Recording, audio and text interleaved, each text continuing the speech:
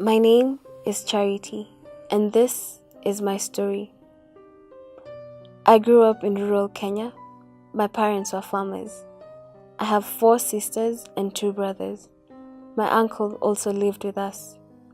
Money was never enough, which is why I couldn't go to school. I spent my days helping on the farm, working with my parents. They loved us a lot. My uncle was another story. When I turned 13, he started looking at me differently. It began with innocent touches and slowly progressed to rape.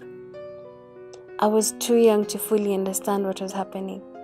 He would often tell me, "I love you, Charity," and this is how adults show love. At age 15, I got pregnant. When my parents found out, they kicked my uncle out of the house. At 16, I gave birth to my daughter. I was so scared, but my parents were very supportive, so I felt strong. I continued working in the farm and taking care of my daughter. A huge turning point in my life came when I was 18 and lost my mother to cancer. My father, too heartbroken from the loss, turned to alcohol. It started with 1 bottle of changa a day and slowly kept increasing. He stopped farming and spent his days passed out drunk in the house. There was no food and I had a child to support. So, at 19, I moved to Nairobi with my daughter, hoping to get a stable job, and found employment as a domestic worker. They were a nice couple and treated me well. While working there, I fell in love with a gardener. He accepted my daughter and promised me the world, so we got married. The first 8 years of our marriage were okay. My daughter went to school and I had 3 more children with him, 2 daughters and 1 son. He became a mechanic and I worked as a domestic worker in a few different houses. We were not rich, but we managed. Then he started gambling. At first I didn't know about it. When I noticed our savings was diminishing rapidly, I confronted him. He promised me that the money would double soon. It didn't. We started fighting, and with the gambling, he also started drinking. Our savings kept depleting and all I could do was watch. His friends at the auto shop suggested that he sell alcohol to make extra money to support his alcoholism and gambling habits, so he started selling alcohol from our house. It was getting worse every day and I didn't want to endanger my children, so I got frustrated and left.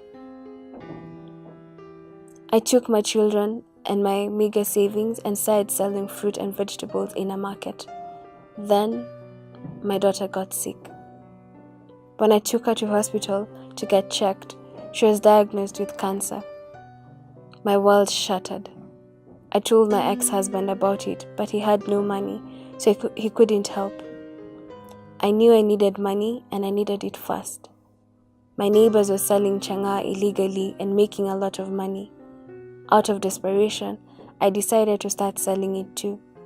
I learned the trade and started selling it from my house. I was making more money than I'd ever made and was able to pay for my daughter's treatment. The police would sometimes come and threaten me, but I was able to pay them off. I sold changa for 1 year before I got caught. One evening, a police officer came into my house, searched it for alcohol and arrested me when he found the bottles. My daughter was resting in bed. I tried bribing the officer and explaining the situation with my daughter, but it didn't work. He dragged me to the police station, then I was taken to court. I was sentenced to 6 months in prison for selling alcohol illegally. My oldest daughter is now taking care of the house. I worry about them every day. She had to drop out of school and start working to make ends meet and continue paying for my other daughter's medication. I don't know what to do. I feel so helpless. I have served 3 months already. After I get released, how do I get a well-paying job? I have no education and no support from anyone. I need a good income to pay for my daughter's treatment and support my other children. I want them to get a good education so that they can have a better life. I know what I did was wrong, but what choice did I have? I had no money. My father was an alcoholic, my husband an alcoholic and gambler, and my siblings were struggling to make ends meet too.